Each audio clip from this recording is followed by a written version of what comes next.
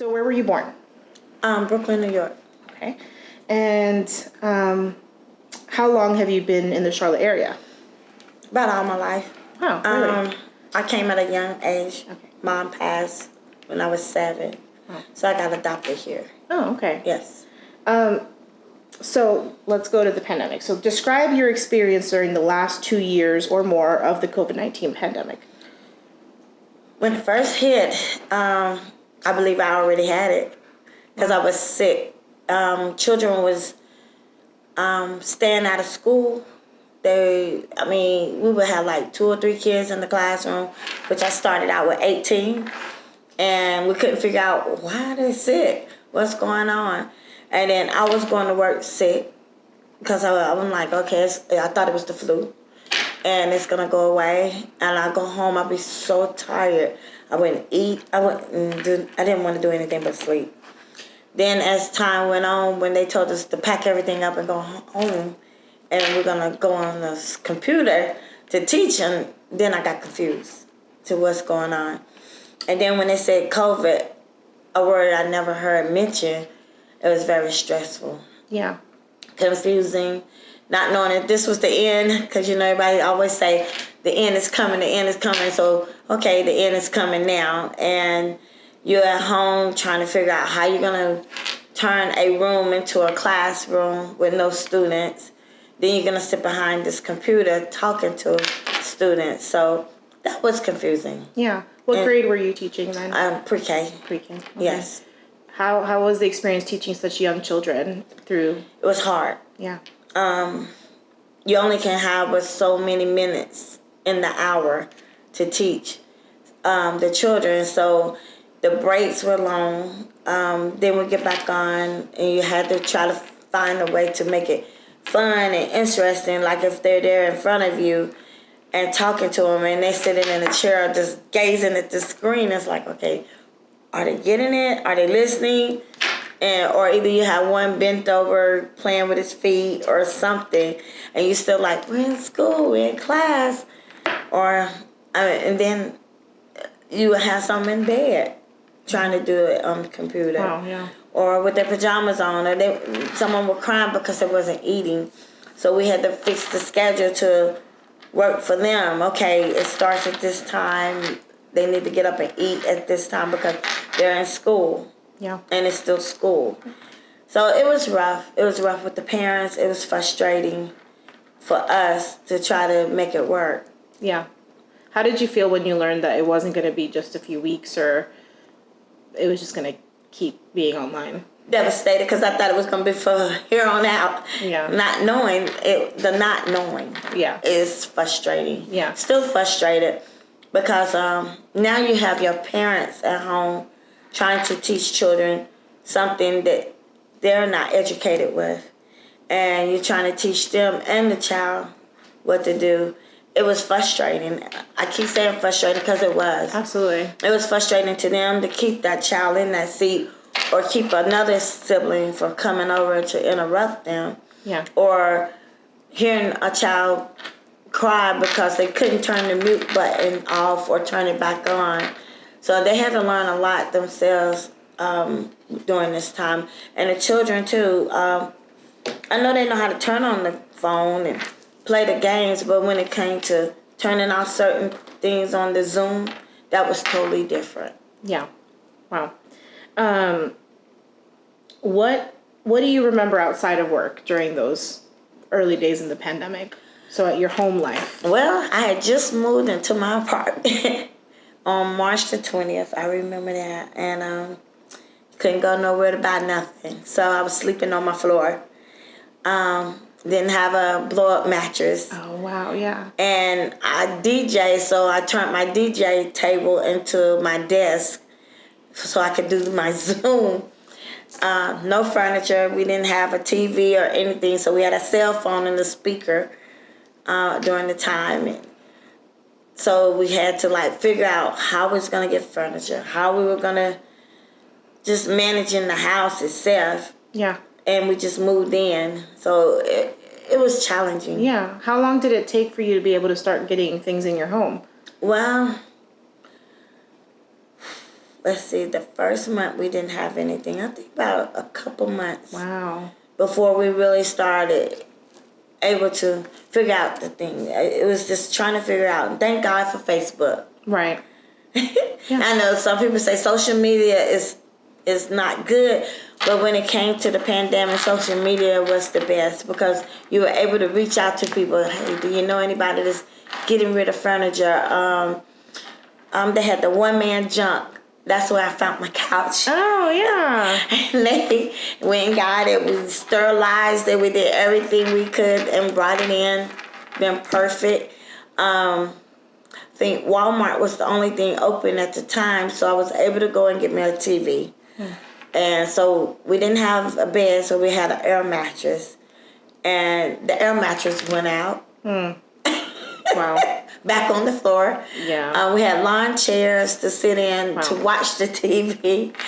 But we made the best of it. It was fun. We just come home and say, okay, welcome back to the... We didn't know what to call it. Yeah. Wow. But then eventually we were able to get us a bed and everything. And I think that took like, March, April, about June. Wow. We had a bed. That's wild. Mm-hmm. You don't think about all of the things, like all those little intricate situations in life when everything shuts down and how like everything pauses. So you couldn't get furniture because everything was closed. Right. Like, wow. Not the furniture you really wanted. Yeah, exactly. Exactly. Yeah. Wow. So have your friendships or family relationships changed during the pandemic? Yes. It drew a lot of my friends us closer. Yeah. We learned how to do the Zoom because we were teachers, so we would Zoom each other. FaceTime if anybody had the iPhone. But yes, family, like our elder sisters and stuff, we would go around. So we taught them how to do the Zoom. And we would Zoom with them every Sunday. Wow. And have Sunday dinner on Zoom. Everybody had to cook something and come to the Zoom, and we all have Sunday dinner together as if we was coming out of church and doing it. Learning how to do Zoom on church was a challenge. Mm-hmm. Seeing my pastor at home, and we're at home, and it's like, okay, do you turn your camera off or do you have it on? Yeah. And so everything was a challenge. Yeah. And how you took that challenge, you just take it as if it was a norm. Yeah. During that time. So, I mean, yes, it was stressful. Sometimes you had to worry about the internet because sometimes it would lag or something. Making sure that I have my work done for my students. Walking around in the house, not being able to just really go out and visit was a lot. I would go as far as my yard and do some little exercise in my yard and come back in. Because you didn't want to go to somebody else's house and they might be sick or just shouldn't be there. Yeah. We caught COVID during that time when COVID hit. And my husband had it worse than I did. He had double pneumonia with his. And we both had it at the same time. We had our grandkids because my daughter was working. And we kept the kids for her on the weekend. So they got quarantined with us. And my husband, double pneumonia went worse. He stopped breathing like twice. I had to beat on his chest. Oh my gosh. I did not think he was going to make it. And I'm crying, calling one of my coworkers and saying, I don't know what else to do. The next time he's not going to get up because I've been doing everything I can. And they said, no matter what, y'all got COVID, you still got to go to the emergency room. I said, we're not supposed to come out the house. I'm thinking I'm going to explode in the inside if we go outside. Wow. Because we had COVID.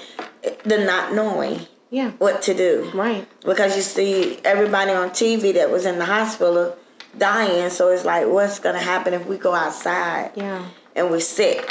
But we made it to the emergency room. They made me go back to the car and sit while he was in there by himself. I was afraid that they would end up keeping him and then that would be the last time I see him. But eventually he walked out on his own, come back to the car. He said they're going to send me home and they gave him all kind of medicines to take. he went from 210 pounds and lost 20 pounds of that in less than 2 weeks. Oh, wow. Wow. Less than 2 weeks. He looked like a very old, fragile man.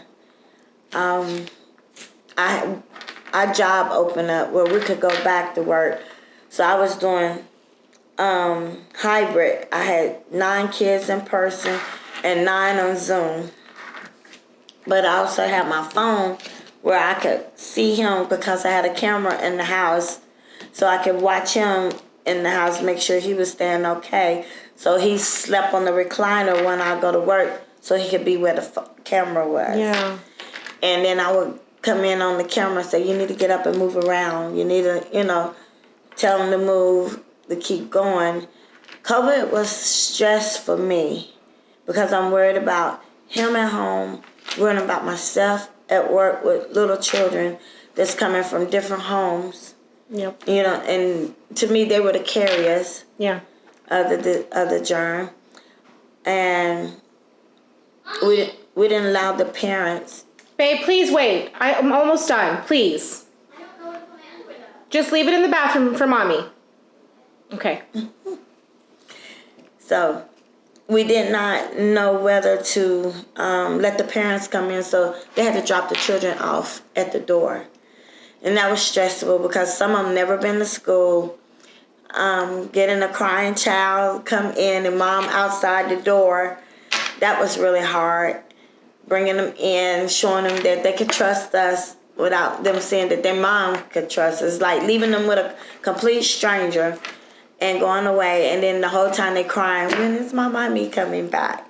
And you had to find all kind of ways of saying, they're coming back. So what I did, I gave them my Zoom link, and I said, at a certain time, just zoom in, and they can see your face, and let them know that they're okay. Yeah. So that was the only way I could do my first year students, to get them calm and know that everything's going to be all right. Yeah. So then I started praying, asking God, get me together. Yeah. Help me with understanding. And once I understood what was going on within myself, I was able to help the children and help my family, help my husband. Yeah. How long was your husband? My husband was out of work for 3 months. Wow. And how long were you back at work during that time? I was out the norm. You took the 14 days out. Okay. Because I just lost my taste and smell. And really just my smell. I could eat, but it didn't taste right. But I was good. Like I said, I thought I had it at the very beginning before we knew it was COVID. So mine was like a mild case. He hit it hard. Right. And he was an essential worker.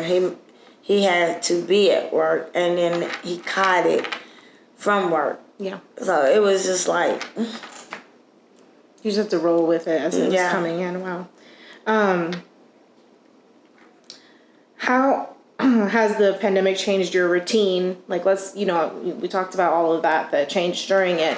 Now that it's kind of settled down a little bit, has your life gone back to normal, or do you have new routines because of the pandemic? We have new routines. Less friends over. We still have like maybe 1 or 2 couples that'll come over, but not many. And then for us going out to eat, I don't like to go out to eat anymore. I just prefer to eat at home, cook at home. Yeah. Have a couple friends over and we just act like we're at the restaurant, fix it up really nice. Did you used to go out more before the pandemic? We did. Yeah. So that's how it's changed. Yeah. Yes. Church, just now going back where I go into the church and sit. They talking about next month taking the mask away because we still were wearing masks. Oh, okay. Yeah. So now they talking about taking the mask away next month. So they say it's our choice. With the kids at work, I have all my children coming back to school now, 18. But things have changed where more hand washing. The parents have to wash their hands coming in the classroom. still sterilizing things down. We still do the temperature, but we don't write it down. We also check if their nose is running and everything. We call the parents. We don't keep them because we don't know if it could be COVID or whatever. Yeah. Basically, that's it. For us hanging out with my friends, we just hang out in the opening. Yeah. We don't go to too many closed areas. Yeah. Wow. What are some good things that you learned through your experience in the pandemic? The good things, God is there. Mm-hmm. That He was everywhere that we went, and He took care of us doing this. Yeah. And the other good things that I know, I got some friends and family out here that kept my mental together. Yeah. My children, definitely. I remember my birthday. My children did a Zoom, and we out because I have one in California, one in Colorado, and then my daughter's here in Charlotte. So we all Zoomed in and we danced, we sung. You would thought we was in the same house together. So now when we come together in person, we enjoy those moments. You appreciate it. We appreciate it because now we know what it feels like if we can't reach out and touch each other. Right. I believe my husband and I, we talk more. Yeah. We have more conversations than what we used to.